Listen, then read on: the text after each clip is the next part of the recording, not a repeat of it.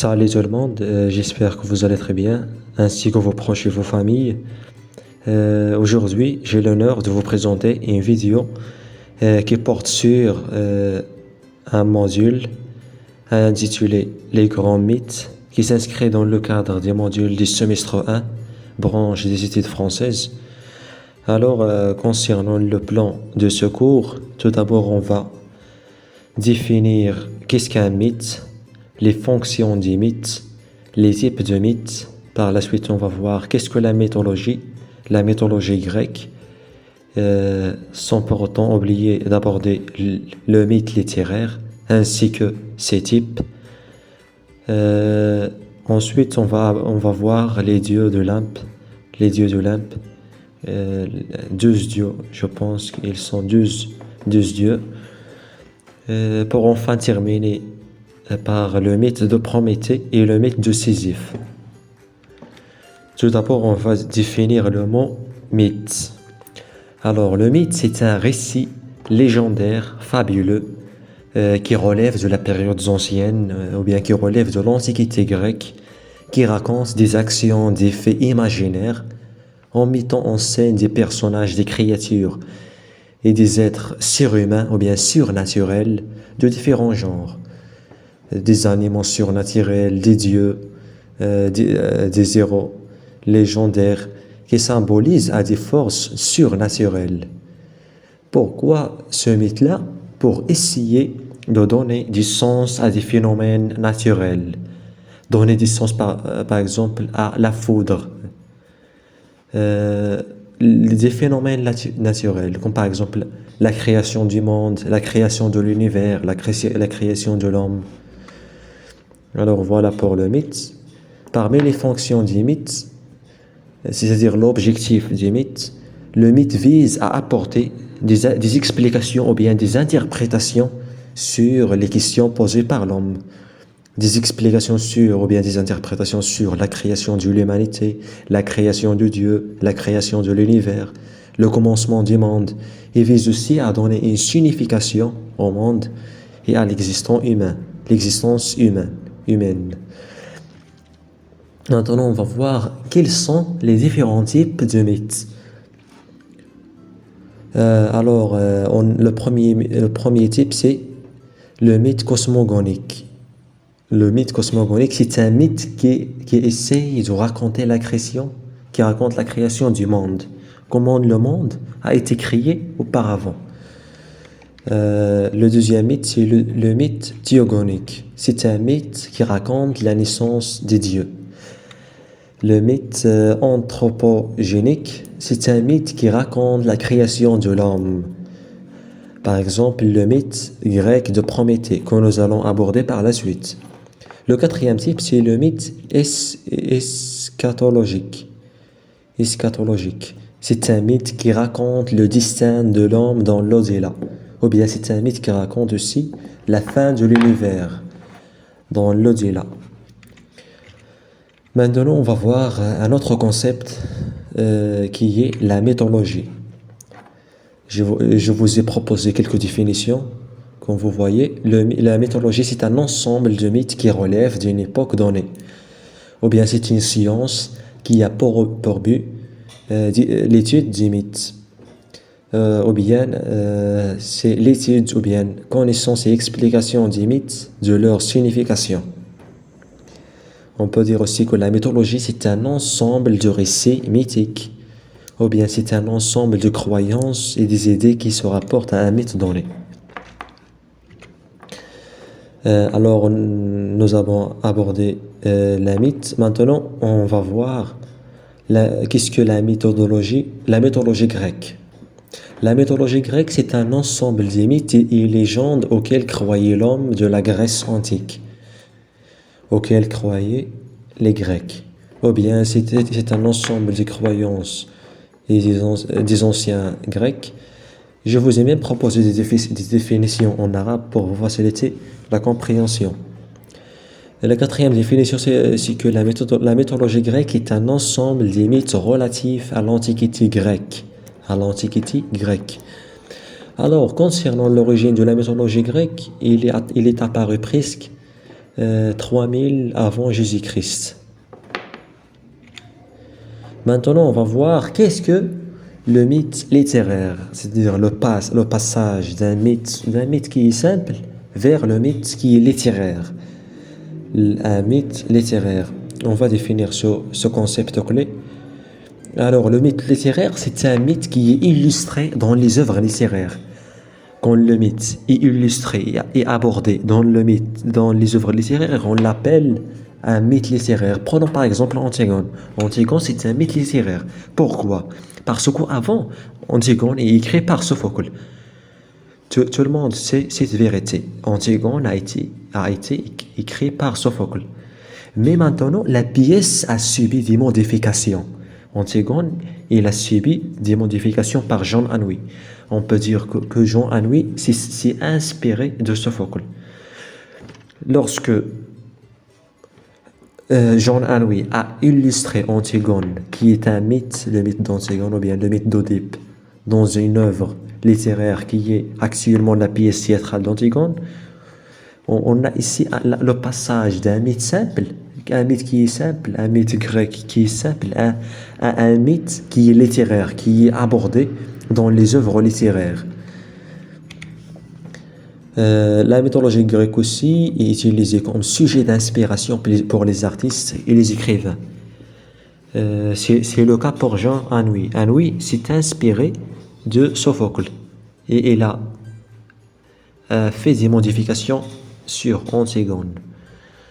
Alors, la plupart des écrivains modernes essayent au maximum d'interpréter les mythes anciens dans leurs ouvrages, sans pour autant oublier que la plupart des mythes anciens subissent des modifications, comme je viens de vous dire, pour les transposer. C'est-à-dire les écrivains prennent ces mythes-là pour les transposer dans les œuvres littéraires.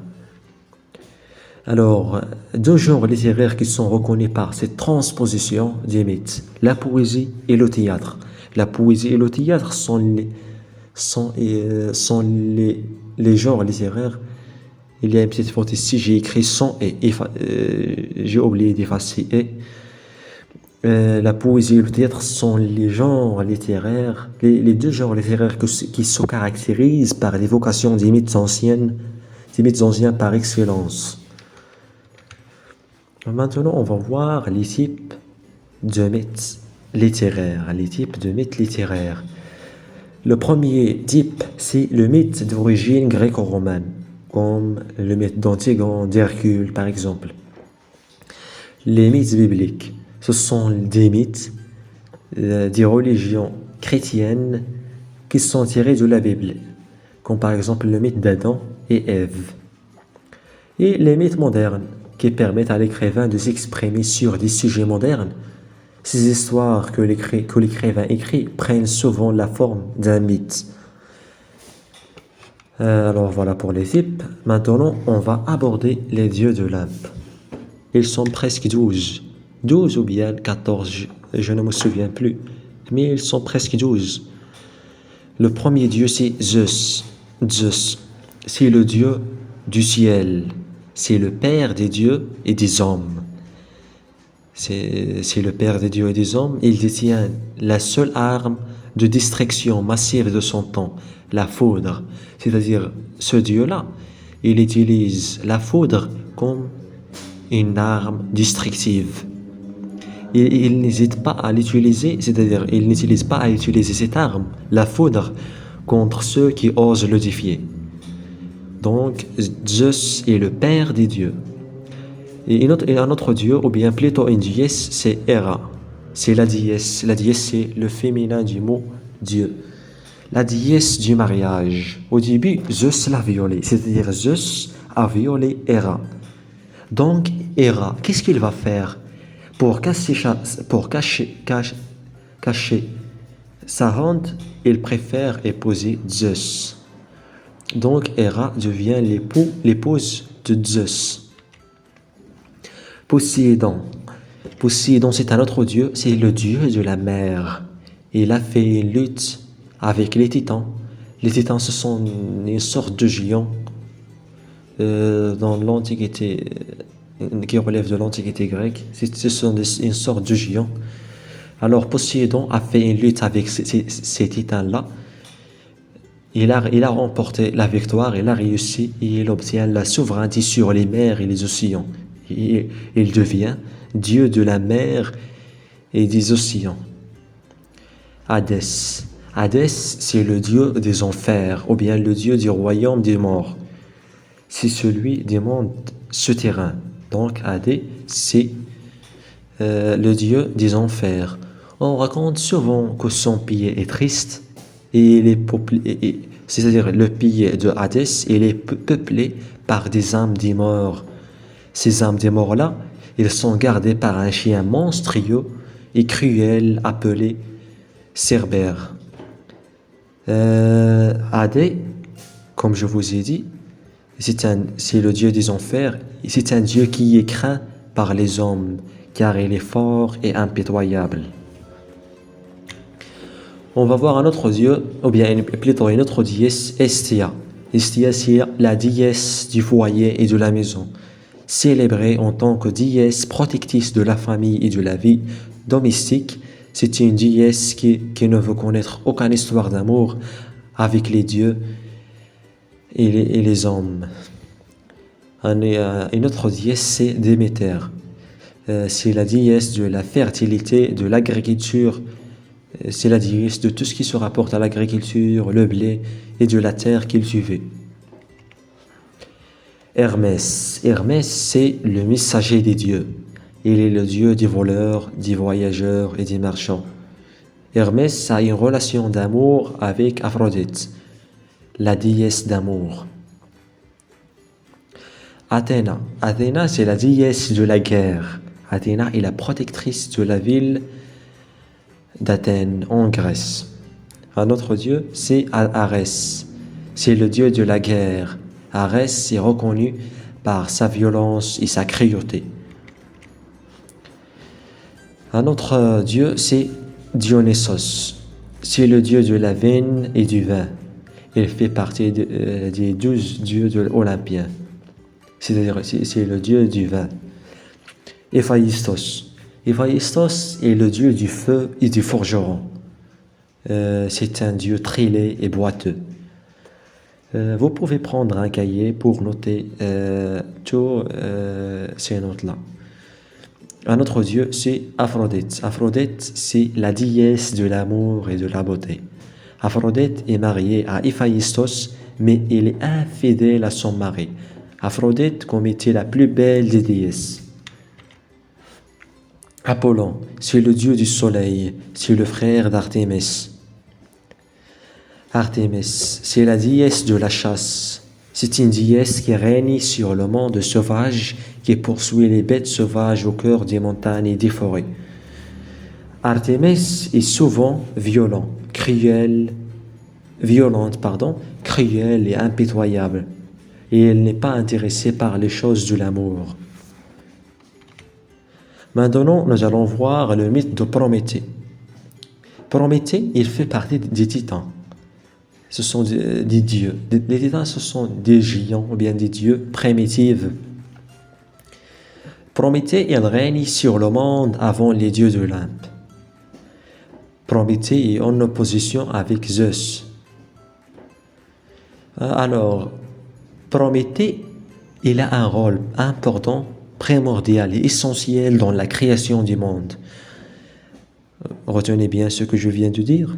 Prométhée, il est le principal facteur ou bien le principal responsable de la création du monde et de l'humanité.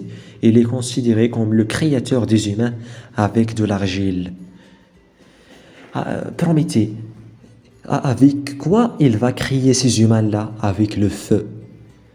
Où il a trouvé ce feu et il a volé du feu au dieu Zeus pour l'offrir aux humains. Il a créé les hommes avec de l'argile et du feu, mais il va se servir de ce feu pour l'offrir aux humains, pour qu'ils puissent en bénéficier. Zeus, Prométhée aussi, il a offert après avoir créé les humains, sans autorisation de Zeus. Par la suite, Zeus l'a puni parce que Prométhée a entravé la loi de Zeus. Alors, lorsque Prométhée a créé les humains, il va leur offrir les connaissances, le savoir, c'est-à-dire il va offrir les connaissances et le savoir aux hommes faibles qui vivaient dans l'ignorance. C'est-à-dire Prométhée, il est reconnu par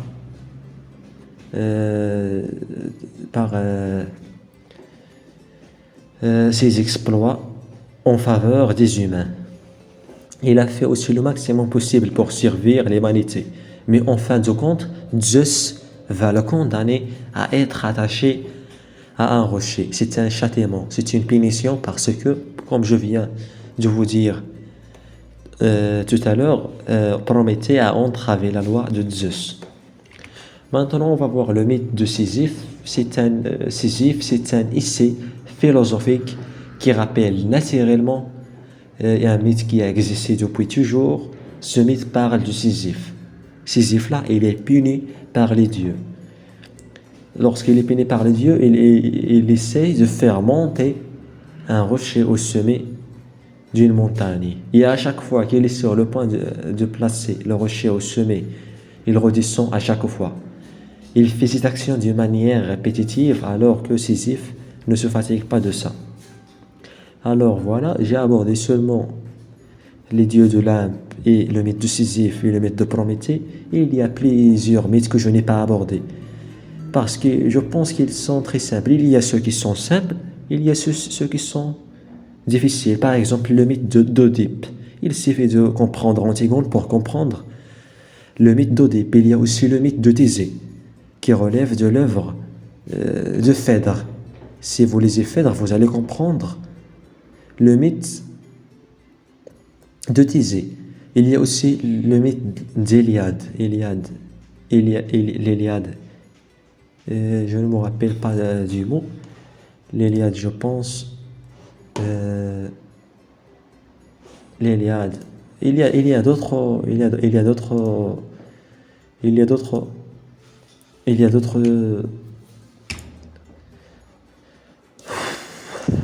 mythes que je n'ai pas abordés. Parce qu'il nécessite sincèrement une profonde recherche, réflexion et consultation. Comme le mythe de Thésée, par exemple. Le mythe de Thésée, il me faut lire d'abord l'œuvre de Phèdre pour comprendre ce mythe-là. Le mythe d'Oedipe, il me faut lire la pièce d'Antigone pour comprendre ce mythe-là. Donc, certains mythes, ils demandent une profonde recherche, consultation et réflexion. Alors, si par hasard j'ai oublié de mentionner un axe important dans cette vidéo, se rapportant avec les grands mythes, dites-le nous, puisque je n'ai abordé qu'un peu de tout. Comme je le dis toujours, ce module du grand mythe est un océan infini d'informations. Si vous avez des questions, ou bien si par hasard je n'ai pas abordé un axe dans cette vidéo, vous pouvez rejoindre nos groupes relatifs aux études françaises. On voit là le lien, comme vous voyez, voilà son lien. Facebook.com groupe études françaises 2021. Vous pouvez intégrer ce groupe, vous pouvez poster toutes les questions qui vous posent problème. Je vais essayer de vous répondre si Dieu le veut. Et je vous invite aussi à rejoindre une chaîne appelée Le Duc. Le Duc. C'est une chaîne qui aborde tous ces mythes-là. Le mythe de Zeus, le mythe de Prométhée, le mythe, tous les rois d'Olympe, tout ce qui se rapporte avec les mythes, les grands mythes, vous allez le trouver dans cette chaîne. C'est une merveilleuse chaîne que j'ai tant aimée et désirée. Je vous invite à la découvrir et à la partager avec les intéressés. C'est une merveilleuse chaîne. Maintenant, je viens d'arriver à l'issue de cette vidéo. J'espère que vous avez bien compris et assimilé le contenu de cette modeste vidéo. Je sais que Pour certains, la vidéo n'est pas satisfaisante, mais j'ai fait de mon mieux, car ça fait 4 ans que j'ai étudié ce module en 2017. Donc j'ai oublié la plupart des idées se rapportant avec ce module. Mais j'ai fait cette vidéo en comptant juste sur les résumés que j'ai encore sur mon téléphone. Alors, j'espère que vous avez bien compris. J'essaie au maximum de vous faciliter la compréhension. Dans les prochaines vidéos, je vais aborder d'autres cours se rapportant au module relatif aux études françaises. Alors, n'oubliez pas de poster un commentaire encourageant pour me pousser davantage à réaliser d'autres vidéos qui vous seront utiles et profitables. Bon courage mes chers amis. Bonne continuation dans les prochains examens qui vous attendent.